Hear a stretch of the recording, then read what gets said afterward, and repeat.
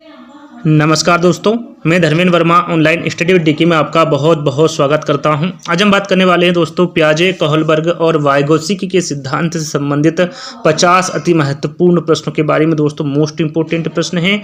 कई प्रश्न इसमें ऐसे भी इंक्लूड किए गए हैं जो विगत वर्षों में पूछे गए प्रश्न हैं, तो अंत तक बने रहिएगा, बीच में स्किप मत कीजिएगा, वीडियो को पूरा देखिएगा और अंत में जरूर बताइएगा कि आज का वीडियो आपको कैसा लगा। मोस्ट इंपोर्टेंट प्रश्न है। यदि आपको इसकी पीडीएफ चाहिए तो आप हमारे ऐप्स टेट सक्सेस को डाउनलोड कर सकते हैं। वहाँ पर आपको 15,000 से ज़्यादा क्वेश्चन और जितने भी हम यहाँ पर वीडियो बनाते हैं उन सभी की पीडीएफ वहाँ पर आपको प्राप्त हो जाएगी। समय समय पर आप वहाँ पर क्यूज भी देख सकते हैं, लगा सकते हैं, आपका आकलन कर सकते हैं। जिस प्रकार की आपने अभी तक तैयारी की है वहाँ पर आप आपका आकलन कर सकते हैं। तो लिंक डिस्क्रिप्शन में जाकर आप ऐप्स को डाउनलोड कर लीजिएगा और अपनी रेटिंग जरूर दीजिएगा कमेंट्स के माध्यम से कि वहाँ ऐप्स आपको कैसा लगा। तो चलिए शुरू करते हैं। बालकों की सोच अमूर्तता की अपेक्षा मूर्त अनुभवों एवं प्रत्ययों से होती है। यह अवस्था कौन सी है? इस अवस्था के बारे में आपको बताना है कौन सी है। 7 से 12 वर्ष तक की है, 12 वर्ष से वयस्क तक की है, 2 से 7 वर्ष तक की है या फिर जन्म से 2 वर्ष तक की है। तो यहाँ पर हमारा राइट आंसर होगा यह अवस्था 7 से 12 वर्ष तक की है। यहाँ पर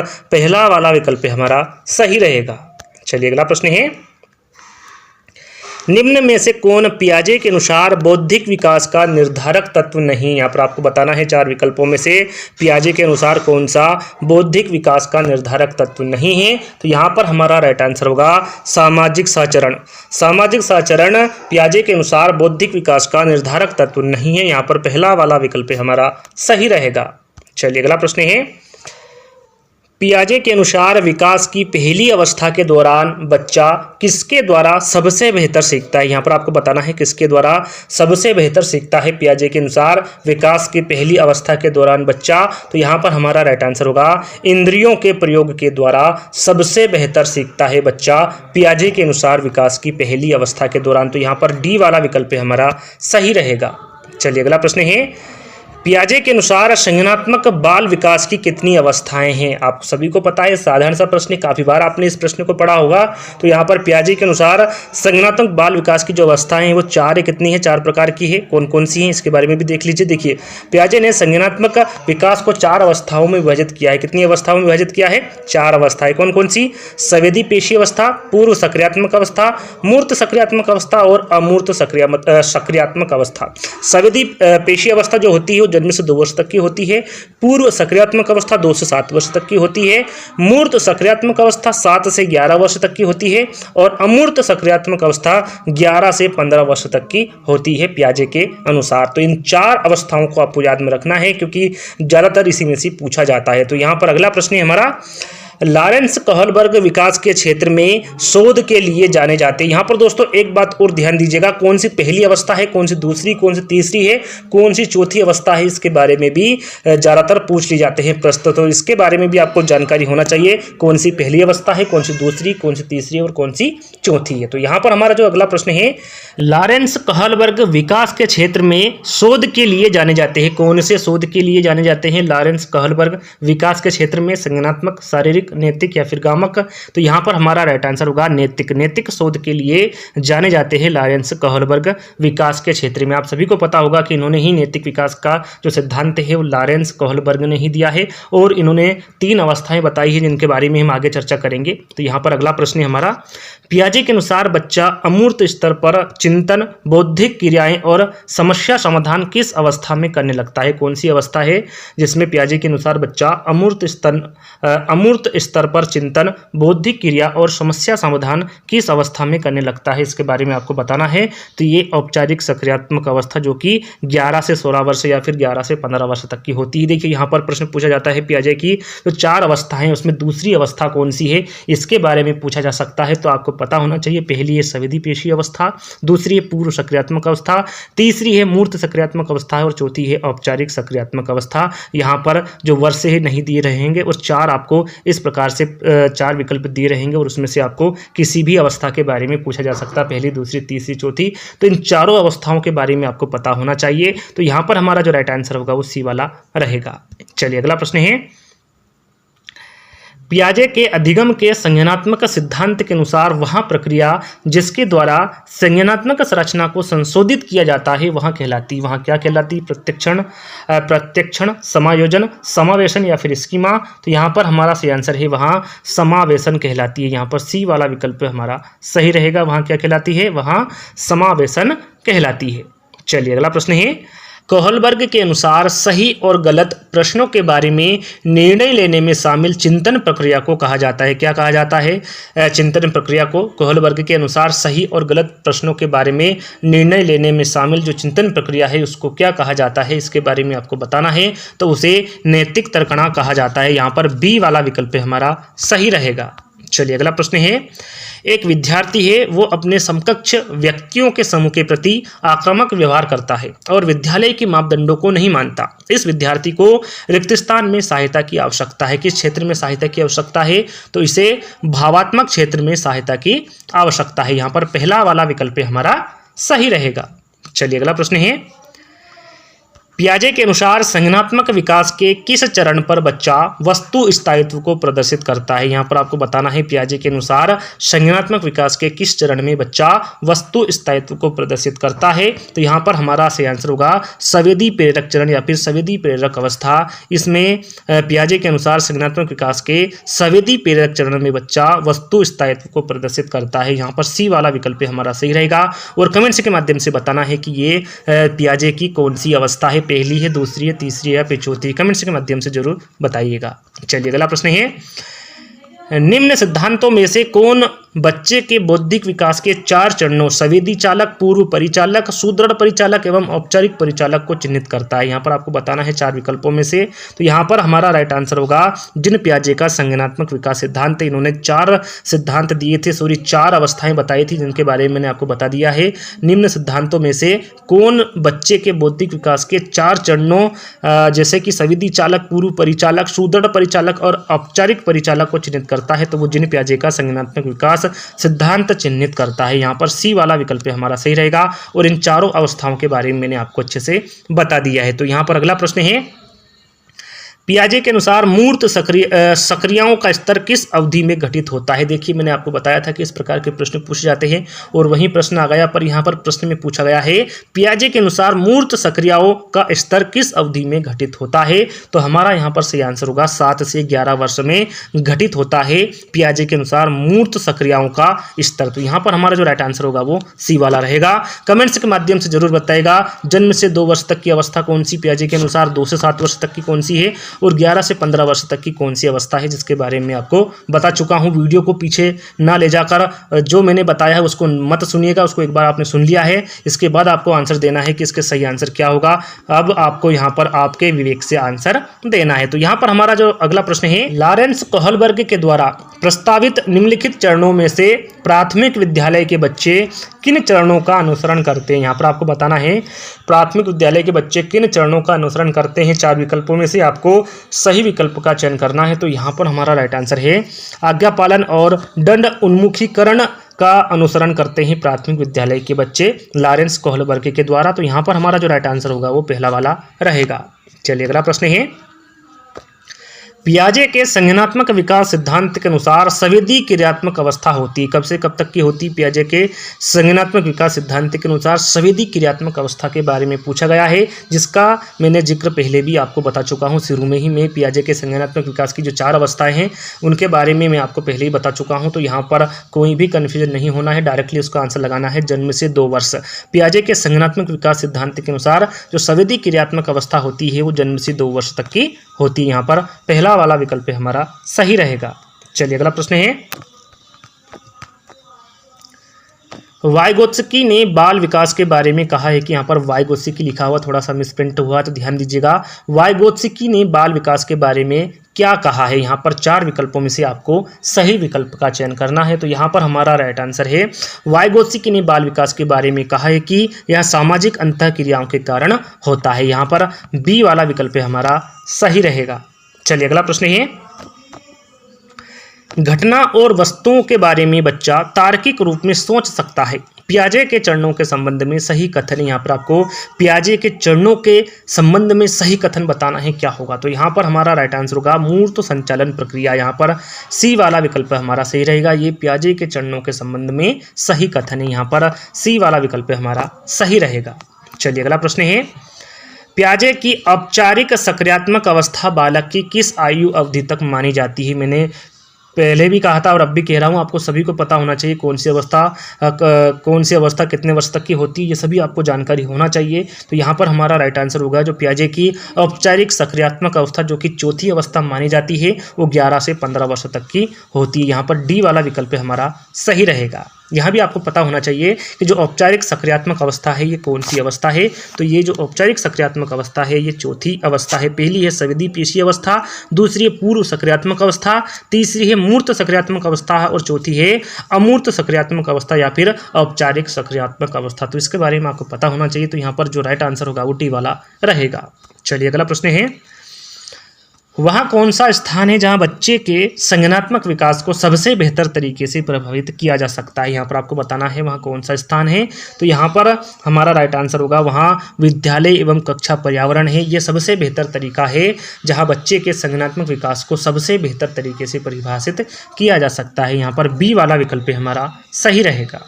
चलिए अगला प्रश्न है, बच्चे दुनिया के बारे में अपनी समझ का सृजन करते हैं, इसका श्रेय रिक्त स्थान को जाता है। किसको जाता है दोस्तों इसका श्रेय? तो यहाँ पर हमारा राइट आंसर है इसका श्रेय पियाजे को जाता है कि बच्चे दुनिया के बारे में अपनी समझ का सृजन करते हैं, इसका श्रेय पियाजे को जाता है। यहाँ पर पहला वाला विकल्प हमारा सही रहेगा। चलिए अगला प्रश्न है, वाइगोत्स्की बच्चों को सीखने में निम्नलिखित में से किस कारक की महत्वपूर्ण भूमिका पर बल देता है? यहाँ पर आपको बताना है चार विकल्पों में से किस कारक की महत्वपूर्ण भूमिका पर बल देता है। सबसे पहले आपको पता होना चाहिए कि वाइगोत्स्की ने कौन सा सिद्धांत दिया। तो इन्होंने संज्ञानात्मक विकास का सिद्धांत दिया वाइगोत्स्की ने, तो इसके बारे में आपको पता होना चाहिए। और यहाँ पर हमारा राइट आंसर होगा वाइगोत्स्की बच्चों को सीखने में सामाजिक कारक की महत्वपूर्ण भूमिका पर बल देते। किसकी भूमिका पर महत्वपूर्ण बल देते हैं? सामाजिक कारक की महत्वपूर्ण भूमिका पर बल देते हैं वाइगोत्स्की बच्चों को सीखने में। यहाँ पर पहला वाला विकल्प हमारा सही रहेगा। चलिए अगला प्रश्न है, पियाजे के संज्ञानात्मक विकास के चरणों के अनुसार इंद्रिय गामक या फिर संवेदी प्रेरक अवस्था किसके साथ संबंधित है? यहाँ पर आपको बताना है पियाजे के संज्ञानात्मक विकास के चरणों के अनुसार इंद्रिय गामक या फिर संवेदी प्रेरक अवस्था किसके साथ संबंधित है? तो यहाँ पर हमारा राइट आंसर है ये अनुकरण, स्मृति और मानसिक निरूपण के साथ संबंधित है। यहाँ पर बी वाला विकल्प हमारा सही रहेगा। चलिए अगला प्रश्न है, कोहलबर्ग के अनुसार शिक्षक बच्चों में नैतिक मूल्य का विकास कर सकता है। किस प्रकार कर सकता है दोस्तों? कोहलबर्ग के अनुसार शिक्षक बच्चों में नैतिक मूल्य का विकास। तो यहाँ पर हमारा राइट आंसर है नैतिक मुद्दों पर आधारित चर्चाओं में उन्हें शामिल करके बच्चों में शिक्षक नैतिक मूल्य का विकास कर सकता है कोहलबर्ग के अनुसार। यहाँ पर डी वाला विकल्प हमारा सही रहेगा। चलिए अगला प्रश्न है, वाइगोत्स्की के सिद्धांत का निहितार्थ। यहाँ पर वाइगोत्स्की लिखा हुआ, थोड़ा सा मिसप्रिंट हुआ तो ध्यान दीजिएगा। वाइगोत्स्की के सिद्धांत का निहितार्थ है, क्या है निहितार्थ? तो यहाँ पर हमारा राइट आंसर है संयोगात्मक समस्या समाधान, यही वाइगोत्स्की के सिद्धांत का निहितार्थ है। यहाँ पर सी वाला विकल्प हमारा सही रहेगा। चलिए अगला प्रश्न है, स्वकेंद्रित अवस्था होती है बालक के जन्म से 2 वर्ष तक की, 3 से 6 वर्ष तक की, 7 वर्ष से किशोरावस्था तक की या फिर किशोरावस्था से स्वकेंद्रित अवस्था होती है। तो यहाँ पर हमारा राइट आंसर होगा 3 से 6 वर्ष तक की स्वकेंद्रित अवस्था होती है। कितने से? 3 से 6 वर्ष तक की जो अवस्था होती है वो स्वकेंद्रित अवस्था होती है बालक की। तो यहाँ पर हमारा जो राइट आंसर होगा वो बी वाला रहेगा। चलिए अगला प्रश्न है, पियाजे मुख्यतः रिक्त स्थान के क्षेत्र में योगदान के लिए जाने जाते हैं। कौन से क्षेत्र में योगदान के लिए जाने जाते हैं पियाजे मुख्यतः? तो आप सभी को पता है ये संज्ञानात्मक विकास के क्षेत्र में योगदान के लिए जाने जाते हैं पियाजे मुख्यतः। तो यहाँ पर हमारा जो राइट आंसर होगा वो बी वाला रहेगा। चलिए अगला प्रश्न है, पियाजे के अनुसार निम्नलिखित में से कौन सी अवस्था है जिसमें बच्चा अमूर्त संकल्पनाओं के विषय में तार्किक चिंतन करना आरंभ करता है? यहाँ पर आपको बताना है कौन सी अवस्था है वो जो बच्चा अमूर्त संकल्पनाओं के विषय में तार्किक चिंतन करना आरंभ करता है। तो यहाँ पर हमारा राइट आंसर है वो औपचारिक सक्रियात्मक अवस्था है जो 11 वर्ष से ऊपर या फिर 11 से 15 वर्ष तक की अवस्था मानी जाती है। यहाँ पर हमारा जो राइट आंसर होगा वो बी वाला रहेगा। चलिए अगला प्रश्न है, बच्चों में बौद्धिक विकास की 4 विशिष्ट अवस्थाओं की पहचान की गई है। आपको पता है कौन कौन सी की गई है, पर वो किसके द्वारा की गई है इसके बारे में मैंने आपको शुरू में बताया था। तो यहाँ पर जो बच्चों में बौद्धिक विकास की 4 विशिष्ट अवस्थाओं की पहचान की गई है वो पियाजे के द्वारा की गई है। कौन कौन सी की गई है इसके बारे में पहले ही आपको बता चुका हूँ। तो यहाँ पर हमारा जो राइट आंसर होगा वो डी वाला रहेगा। चलिए अगला प्रश्न है,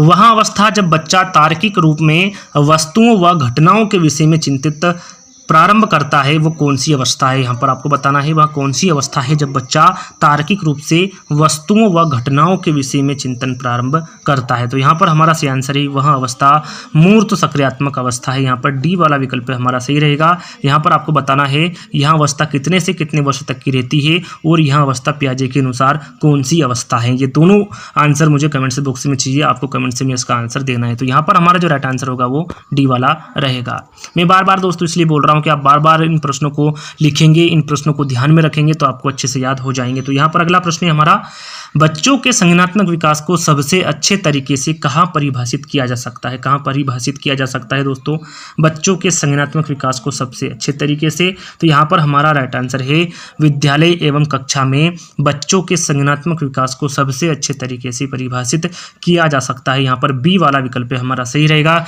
कोई कोई सी प्रश्न ऐसे हैं जो रिपीटेड हो रहे हैं, वो रिपीटेड इसलिए हो रहे हैं क्योंकि वो अलग अलग एग्जाम में पूछे गए हैं और महत्वपूर्ण प्रश्न हैं। तो उन प्रश्नों को आपको अच्छे से ध्यान देना है जो प्रश्न रिपीट हो रहे हैं। तो यहाँ पर अगला प्रश्न है, निम्न में से कौन पियाजे के अनुसार बौद्धिक विकास का निर्धारक तत्व नहीं है। यहाँ पर आपको बताना है कौन पियाजे के अनुसार बौद्धिक विकास का निर्धारक तत्व नहीं है। तो यहाँ पर हमारा राइट आंसर है सामाजिक संचरण। सामाजिक सहचरण पियाजे के अनुसार बौद्धिक विकास का निर्धारक तत्व नहीं। यहाँ पर ए वाला विकल्प हमारा सही रहेगा। यहाँ प्रश्न रिपीट हो रहे हैं, 2 से 3 प्रश्न अभी तक रिपीट हो चुके हैं, तो इनको आपको अच्छे से याद कर लेना है क्योंकि यह प्रश्न अलग अलग एग्जाम में पूछे गए हैं। तो यहाँ पर अगला प्रश्न है, बालकों की सोच अमूर्तता की अपेक्षा मूर्त अनुभवों एवं प्रत्ययों से होती है। यह अवस्था कौन सी, यहाँ पर आपको बताना है यह अवस्था कौन सी है। तो यहाँ पर हमारा राइट आंसर है यह अवस्था 7 से 12 वर्ष तक की। यहाँ पर पहला वाला विकल्प हमारा सही रहेगा।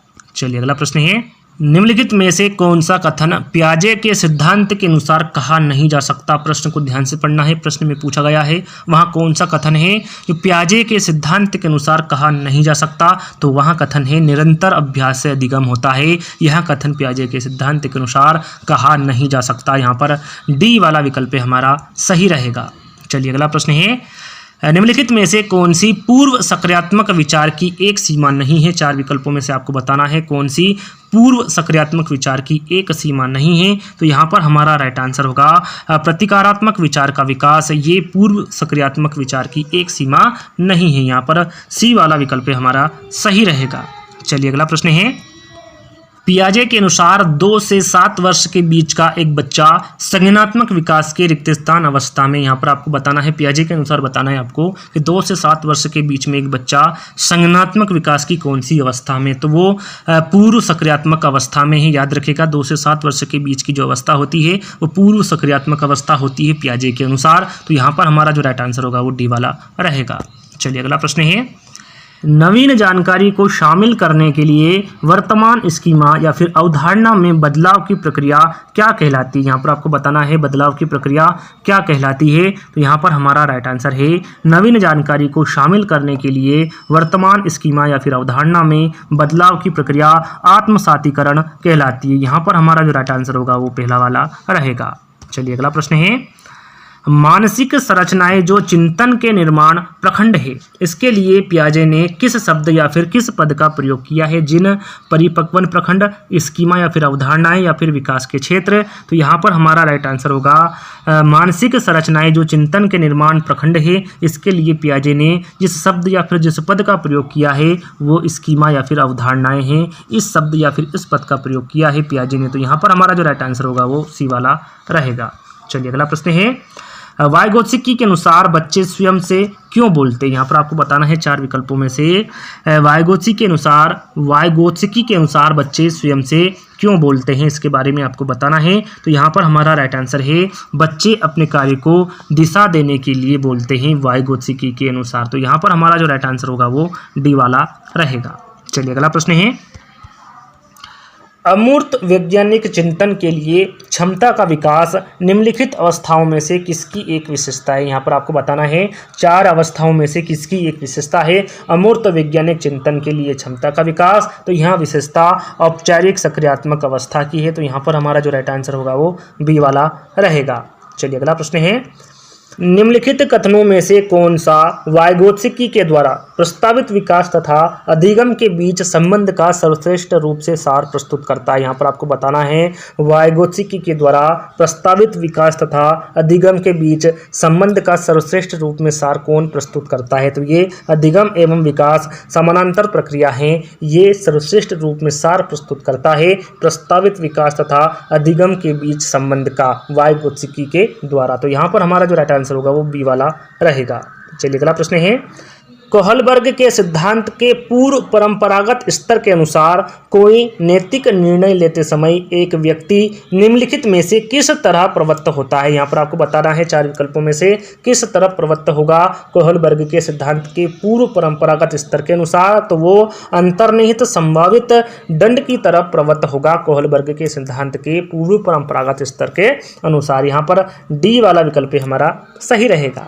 चलिए अगला प्रश्न है, बच्चों के बारे में निम्नलिखित कथनों में से किस कथन से वाइगोत्स्की सहमत होते हैं। यहाँ पर 4 विकल्प दिए हैं, इसमें से आपको बताना है कौन से कथन से वाइगोत्स्की सहमत होते हैं। तो यहाँ पर हमारा राइट आंसर होगा, 4 विकल्पों को आपको अच्छे से ध्यान से पढ़ना है, उसके बाद आपको आंसर देना है। तो यहाँ पर हमारा राइट आंसर होगा, बच्चे समवयस्कों और वयस्कों के साथ सामाजिक अंतःक्रियाओं के माध्यम से सीखते हैं, इस कथन से वाइगोत्स्की सहमत होते हैं। तो यहाँ पर हमारा जो राइट आंसर होगा वो डी वाला रहेगा। आप 4 विकल्पों में से आपको आंसर देना है, उसमें आपको डी वाला विकल्प सही होगा। चलिए अगला प्रश्न है, 1 वर्ष तक के शिशु जब आंख, कान व हाथों से सोचते हैं तो निम्नलिखित में से कौन सा स्तर शामिल होता है। यहाँ पर आपको बताना है 4 विकल्पों में से कौन सा स्तर शामिल होता है। तो यहाँ जो स्तर शामिल होता है वो इंद्रियजनिक गामक स्तर शामिल होता है, जब 1 वर्ष तक के शिशु आंख, कान व हाथों से सोचते हैं। तो यहाँ पर हमारा जो राइट आंसर होगा वो सी वाला रहेगा। चलिए अगला प्रश्न है, पियाजे के सिद्धांत के अनुसार निम्नलिखित में से कौन सा व्यक्ति संज्ञानात्मक विकास को प्रभावित नहीं करेगा। यहाँ पर आपको बताना है 4 विकल्पों में से पियाजे के सिद्धांत के अनुसार कौन सा व्यक्ति संज्ञानात्मक विकास को प्रभावित नहीं करेगा। तो वो सामाजिक अनुभव वाला व्यक्ति संज्ञानात्मक विकास को प्रभावित नहीं करेगा पियाजे के सिद्धांत के अनुसार। तो यहाँ पर हमारा जो राइट आंसर होगा वो बी वाला रहेगा। चलिए अगला प्रश्न है, वाइगोत्स्की के सिद्धांत में विकास के निम्नलिखित में से कौन से पहलू की उपेक्षा होती है। यहाँ पर आपको बताना है 4 विकल्प में से कौन से पहलू की उपेक्षा होती है वाइगोत्स्की के सिद्धांत में विकास के। तो यहाँ पर हमारा राइट आंसर होगा जैविक पहलू की उपेक्षा होती है वाइगोत्स्की के सिद्धांत में विकास के। तो यहाँ पर हमारा जो राइट आंसर होगा वो सी वाला रहेगा। चलिए अगला प्रश्न है, निजी भाषा शब्दावली का प्रयोग पहली बार रिक्त स्थान द्वारा किया गया। किसके द्वारा किया गया था दोस्तों? निजी भाषा शब्दावली का प्रयोग पहली बार तो ये किया गया था वाइगोत्स्की के द्वारा। याद रखिएगा, निजी भाषा शब्दावली का प्रयोग पहली बार वाइगोत्स्की के द्वारा किया गया था। यहाँ पर बी वाला विकल्प हमारा सही रहेगा। चलिए अगला प्रश्न है, वाइगोत्स्की के अनुसार बच्चे अपने समवयस्कों के साथ रिक्त स्थान करके बहुत कुछ सीखते हैं। मारपीट, अनुकरण, अंतःक्रिया या फिर प्रतियोगिता। तो यहाँ पर हमारा राइट आंसर है वाइगोत्स्की के अनुसार बच्चे अपने समवयस्कों के साथ अंतःक्रिया करके बहुत कुछ सीखते हैं। यहाँ पर सी वाला विकल्प हमारा सही रहेगा। चलिए अगला प्रश्न है, कोहलबर्ग के नैतिक विकास के विचार के स्तर। यहाँ पर आपको कोहलबर्ग के नैतिक विकास के विचार के स्तर बताना है, कितने हैं? 3 है, 4 है, 2 है या फिर 8 है। तो यहाँ पर जो कोहलबर्ग के नैतिक विकास के विचार के स्तर है वो 3 है। 3 कौन कौन से हैं? पहला है पूर्व परंपरागत स्तर, दूसरा है परंपरागत स्तर और तीसरा है उत्तर परंपरागत स्तर। एक बार फिर बता देता हूँ, जो 3 स्तर है कोहलबर्ग के नैतिक विकास के विचार के। पहला है पूर्व परंपरागत स्तर, दूसरा है परंपरागत स्तर और तीसरा है उत्तर परंपरागत स्तर। यहाँ पर 3 स्तर बताए हैं कोहलबर्ग के नैतिक विकास के। तो यहाँ पर हमारा जो राइट आंसर होगा वो पहला वाला रहेगा। चलिए अगला प्रश्न है, एक बच्चे की भाषा के विकास में दूसरों के साथ संप्रेषण एक महत्वपूर्ण कारक है। यहाँ कथन किसका है? इसके बारे में आपको बताना है। यहाँ कथन किसका है? तो यहाँ कथन वाइगोत्स्की का है। यहाँ पर बी वाला विकल्प हमारा सही रहेगा। एक बच्चे की भाषा के विकास में दूसरों के साथ संप्रेषण एक महत्वपूर्ण कारक है। यहाँ कथन वाइगोत्स्की का है। याद रखिएगा, यहाँ पर बी वाला विकल्प हमारा सही रहेगा। चलिए अगला प्रश्न है, लेव वाइगोत्स्की के अनुसार संज्ञानात्मक विकास, यहाँ पर संज्ञानात्मक लिखा हुआ है, ध्यान दीजिएगा, मिसप्रिंट हुआ है। लेव वाइगोत्स्की के अनुसार संज्ञानात्मक विकास का मूल कारण क्या है? तो यहाँ पर जो मूल कारण है वो है सामाजिक अन्योन क्रिया। लेव वाइगोत्स्की के अनुसार संज्ञानात्मक विकास का जो मूल कारण है वो सामाजिक अन्योन क्रिया है। यहाँ पर डी वाला विकल्प हमारा सही रहेगा। चलिए अगला और लास्ट प्रश्न है, किसने यह मत दिया कि भाषा विचार की अंतर वस्तु का निर्धारण करती है? यहाँ पर आपको बताना है यह मत किसके द्वारा दिया गया, तो यह मत पियाजे के द्वारा दिया गया कि भाषा विचार की अंतर वस्तु का निर्धारण करती है। तो यहाँ पर हमारा जो राइट आंसर होगा वो सी वाला रहेगा। तो दोस्तों आज के जो 50 प्रश्न थे पियाजे, कोहलबर्ग और वाइगोत्स्की के सिद्धांत से संबंधित जो 50 प्रश्न थे वो यहीं पर समाप्त होते हैं।